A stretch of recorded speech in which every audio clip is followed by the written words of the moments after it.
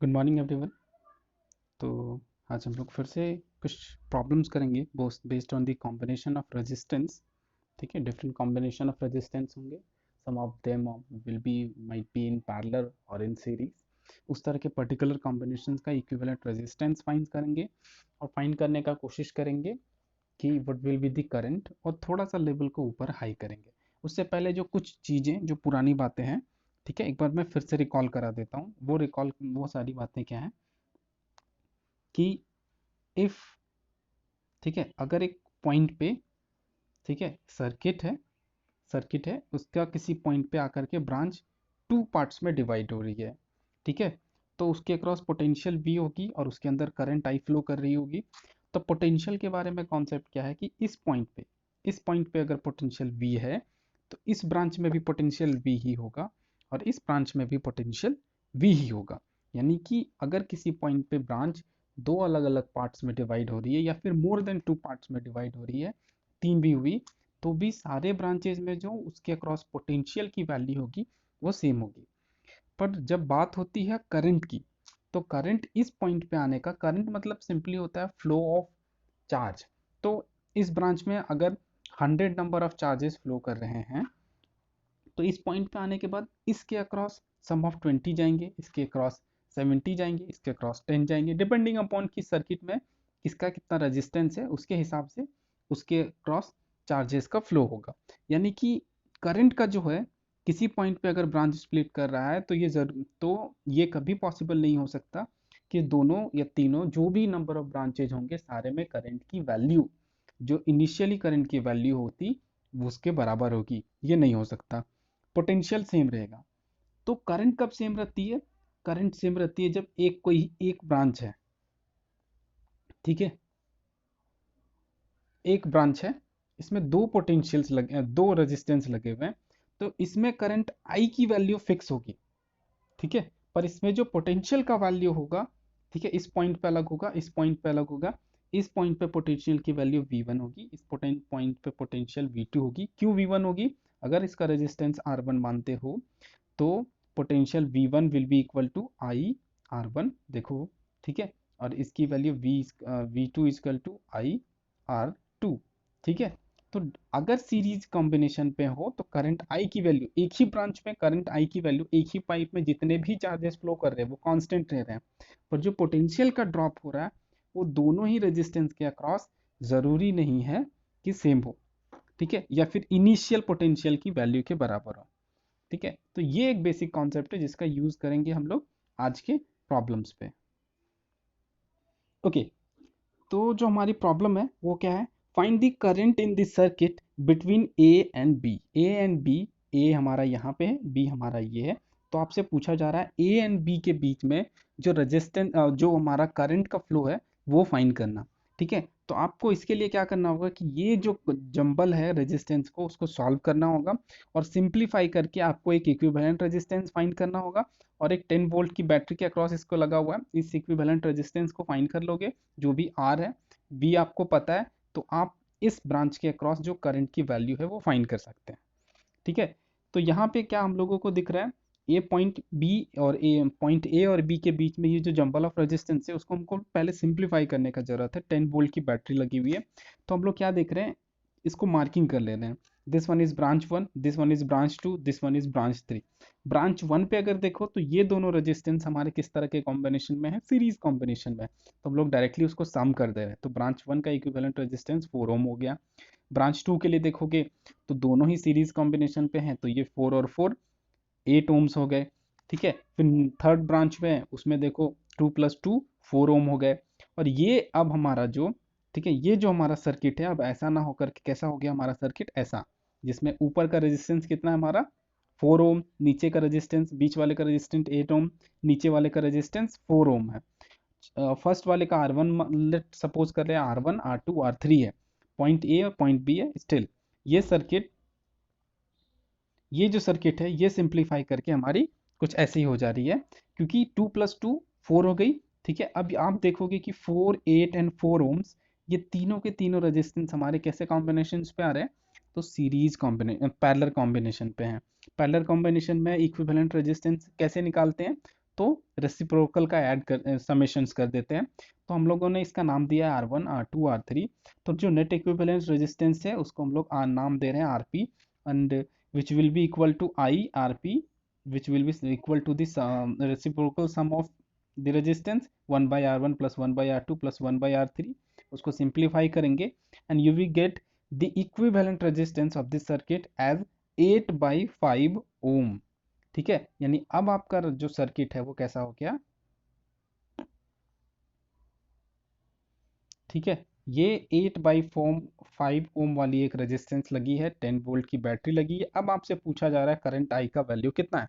तो इस तरह के सर्किट्स का तो करंट का वैल्यू आप आराम से निकाल सकते हो। करंट आई का वैल्यू हो जाता है V बाई आर। ठीक है, V की वैल्यू आपकी 10 है, R की वैल्यू अभी अभी आपने 8 बाई 5 निकाला।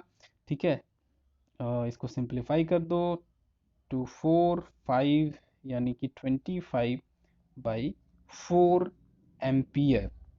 ठीक है, देखो यही है हमारा। ठीक है, V की वैल्यू 10 लिए, RP की वैल्यू 8 बाई 5 लिए, तो 5 ऊपर चला गया और हमारा जो इक्विवेलेंट जो फाइनल करंट आया बिटवीन A एंड B वो 50 बाई 8 ओम आया। 50 बाई 8 है यानी कि ये 4 से जाएगा, 2 से जाएगा 4, और ये 25 यानी यही 25 बाई 4 एम्पियर आएगा। ठीक है, क्लियर है, ये समझ गए। ओके, अब थोड़ी सी क्वेश्चंस की लेवल को थोड़ा सा टिपिकल बनाते हुए क्वेश्चन में एडिशनल चीजें ऐड करते हैं। एडिशनल चीजें क्या ऐड कर रहे हैं कि calculate the steady current in the 2 ohm resistance. ठीक है, अब आपको फाइंड करना है जो 2 ओम रेजिस्टेंस है उसके अक्रॉस जो स्टेडी करंट है, स्टेडी करंट मतलब डीसी करंट, वो फाइंड करना है। अब आपको ये नहीं बोला जा रहा है कि इस पूरे ब्रांच में ये पॉइंट और ये पॉइंट पे जहां से बैटरी से करंट निकलना शुरू हो रहा है उस पॉइंट के बीच का करंट बताने को। आपको एक स्पेसिफिक रेजिस्टेंस के अक्रॉस, ठीक है, एक स्पेसिफिक रेजिस्टेंस के अक्रॉस करंट आई की वैल्यू निकालनी है। तो आप फॉर्मूला आपके पास क्या है, V equal to I R. आपको क्या निकालने को बोला जा रहा है, करंट। आपके पास क्या पता है, रेजिस्टेंस। तो इसका मतलब आपको आप क्या फाइंड करने का जरूरत है, पोटेंशियल। अगर आप समहाउ फाइंड कर सको कि 2 ओम के अक्रॉस पोटेंशियल क्या है, तो आप सिंप्लीफाई करके आराम से आई की वैल्यू निकाल सकते हो। तो पहले उसी मेथड को यूज करेंगे। ठीक है, जो इस ब्रांच है इसको ब्रांच नाम दे दिए हम लोगों ने 1, और हम लोग क्या देख रहे हैं 2 ओम और 3 ओम कैसा रेजिस्टेंस किस तरह के कॉम्बिनेशन में है, पैरेलल में है।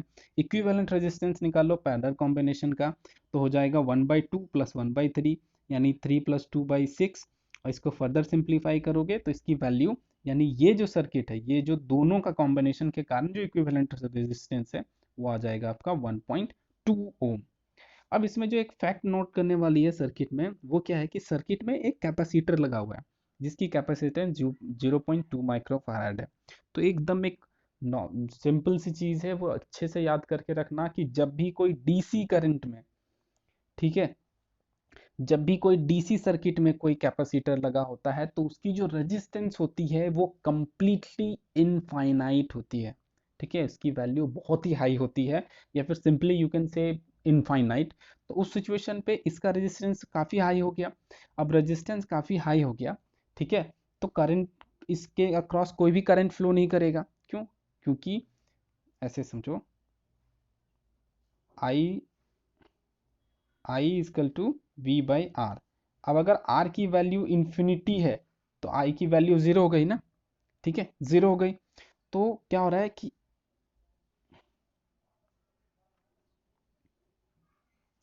क्या हो रहा है कि इस सर्किट में किसी तरह का कोई करंट फ्लो नहीं करेगा, यानी कि इस सर्किट का इस पूरे, ठीक है, ये जो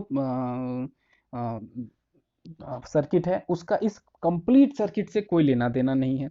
यानी कि आप उसको चाहो तो हटा सकते हो। ठीक है, यानी कि आप इसको यहाँ से हटा सकते हो, ऐसा कुछ भी नहीं है। अब आपके पास जो सिर्फ बच गया, ठीक है, आपका जो सर्किट चेंज करके हो गया वो कैसा हो गया, आपने 2 ओम और 3 ओम को पैरेलल कॉम्बिनेशन में था, सिंप्लीफाई किया 1.2 ओम था, एक 2.8 ओम रेजिस्टेंस थी, 2.8 ओम है। ठीक है, ये दोनों कैसे कॉम्बिनेशन पे हैं, तो सीरीज कॉम्बिनेशन पे है, तो नेट इक्विवेलेंट रेजिस्टेंस आपका कितना हो जाएगा, पूरे सर्किट का नेट इक्विवेलेंट रेजिस्टेंस आपका कितना हो जाएगा, तो 4 ओम हो जाएगा। ये ना दोनों सीरीज में है तो 1.2 प्लस 2.8 कर दोगे तो 1.2 plus 2.8 will be equal to 4 ohm. ये आपका कंप्लीट सर्किट का रेजिस्टेंस हो गया, यानी कि एक 6 वोल्ट की बैटरी लगी हुई है जिसके अक्रॉस 4 ओम की 4 ओम की एक रेजिस्टेंस लगी हुई है। तो अब आपसे पूछा जाए कि what will be the current in circuit, तो आप बोलोगे कि V बाई आर। तो V की वैल्यू 6 है, R की वैल्यू 4 है, तो इसको फर्दर सिंप्लीफाई करोगे तो आपको जो करंट इन द सर्किट मिलेगी वो 1.5 एम्पियर मिलेगी। ठीक है, अब आ जाओ इस पर्टिकुलर सर्किट पे। ठीक है, ये पर्टिकुलर सर्किट चेंज करके ऐसा हो गया था। ठीक है, इस पॉइंट पे, ठीक है, यहाँ पे इस ब्रांच पे करंट जो फ्लो कर रही है वो 1.5 एम्पियर है, यानी कि यहाँ पे भी 1.5 एम्पियर होगा, यहाँ पे भी 1.5 एम्पियर होगा, यहाँ पे भी और यहाँ पे भी और यहाँ पे भी। अब अगर ये तो इसी से चेंज होकर के आया है ना, इसी से तो चेंज होकर के आया है, तो यहाँ पे भी 1.8 एम्पियर होगा, यहाँ पे भी 1.8 एम्पियर होगा।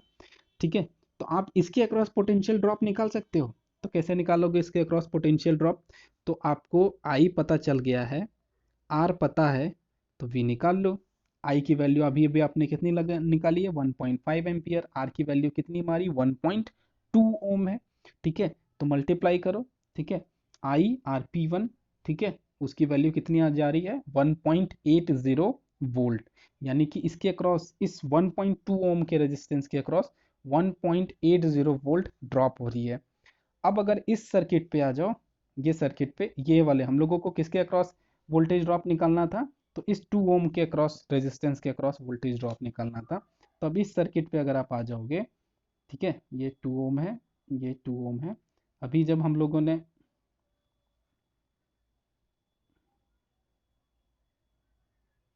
ठीक है, ये 2, ये 3 ओम है। ठीक है, अभी हम लोगों ने जब निकाला तो क्या निकाला कि इस पॉइंट पे जो पोटेंशियल ड्रॉप की वैल्यू है वो 1.8 वोल्ट है। तो जो, जब ब्रांच कोई डिवाइड होता है तो ब्रांच डिवाइड होने पे करंट की वैल्यू चेंज करती है, यानी इसमें करंट की वैल्यू कुछ और होगी, इसमें करंट की वैल्यू कुछ और होगी, पर पोटेंशियल की वैल्यू सेम होगी। यानी इस ब्रांच में भी पोटेंशियल की वैल्यू 1.8 वोल्ट ही होगी और इस ब्रांच में भी 1.8 वोल्ट होगी। यानी इसके, इस ब्रांच के अक्रॉस आपको पोटेंशियल का वैल्यू पता चल गया, रेजिस्टेंस का वैल्यू पहले से पता था, तो आप सिंपली आई का वैल्यू निकाल सकते हो। वो भी किस रेजिस्टेंस के अक्रॉस? 2 ओम वाले रेजिस्टेंस के अक्रॉस। वो कितने के बराबर हो जाएगा? तो V बाई आर, आर की वैल्यू 2 है, V की वैल्यू 1.8 है। उसको सिंप्लीफाई करोगे तो आप देखोगे कि आपको जो वैल्यू मिल रही है वो 0.9 एम्पियर मिल रही है। ठीक है, यानी the current across, the current across 2 ohm resistance will be equal to 0.9 ampere. अब आप लोगों के लिए कुछ प्रॉब्लम्स हैं। ठीक है, फर्स्ट प्रॉब्लम है, उसमें आपको इक्विवेलेंट रेजिस्टेंस फाइंड करना है ए और बी के बीच। ए और बी के बीच जो इक्विवेलेंट रेजिस्टेंस है वो फाइंड करना है। ठीक है, ए और सी नेटवर्क है, ए, ठीक है, ए और सी नेटवर्क के बीच का इक्विवेलेंट रेजिस्टेंस फाइंड करना है। इस केस में आपको ये फाइंड करने की कोशिश करनी है। आपको बस इसको करना कुछ नहीं है, आपको सिंप्लीफाई करके नेट इक्विवेलेंट रेजिस्टेंस फाइंड करिए। ठीक है, फिर 45 क्वेश्चन पे आते हैं। Wire has the resistance 12 ohm and it is bent in the form of an equilateral triangle. ठीक है, एक इक्विलेटरल ट्रायंगल में 12 ओम की 12 ओम की एक वायर को, ठीक है, बेंड कर दिया गया। Then they find the effective resistance between any two corner of the triangle. ठीक है, आपको पूछा जा रहा है दो, ठीक है, आप किसी भी दो कॉर्नर को पकड़ो, इसको ए कंसीडर करो, इसको बी कंसीडर करो, और आपको बताना है what will be the equivalent resistance. तो तीन इक्वल पार्ट्स में डिवाइड हुए, कौन से? हमारा 12 ओम तीन इक्वल पार्ट्स में डिवाइड हुआ, तो ये भी 4 ओम का होगा, ये भी 4 होगा, ये भी 4 होगा। अब ये देखो, इस पॉइंट और इस पॉइंट के बीच फाइंड करना है, तो ये और ये वाला आप क्या देख रहे हो कि सीरीज में है, तो तुरंत पता चल जाएगा, 4 और 4 8 हो गया। ठीक है, यानी अब आपका जो सर्किट है वो कन्वर्ट करके कैसा हो गया? एक 8 ओम की रेजिस्टेंस है, एक 4 ओम की रेजिस्टेंस है। ठीक है, ये पॉइंट ए है, पॉइंट बी है, ये 8, ये 4। आप सिंप्लीफाई कर दो, 1/8 प्लस 1/4, आपको देखो इस क्वेश्चन के लिए आंसर मिल जाएगा। ठीक है, द नेक्स्ट क्वेश्चन इज 46। इसके लिए भी आपको इक्विवेलेंट रेजिस्टेंस फाइंड करना है। आपके पास ए पॉइंट बी है, आप इसको बस कॉम्प्लेक्स बनाने के लिए कोशिश किया गया। देखो ये रेजिस्टेंस और ये रेजिस्टेंस आपको कैसे कैसे में दिखेंगे, पैरेलल सिचुएशन में दिखेंगे, ठीक है। और जब आप इसको सिंप्लीफाई कर दोगे तो उसके बाद आप क्या देखोगे कि ये रेजिस्टेंस और ये रेजिस्टेंस आर इन सीरीज। आप इसको सिंप्लीफाई करो, आंसर मिल जाएगा।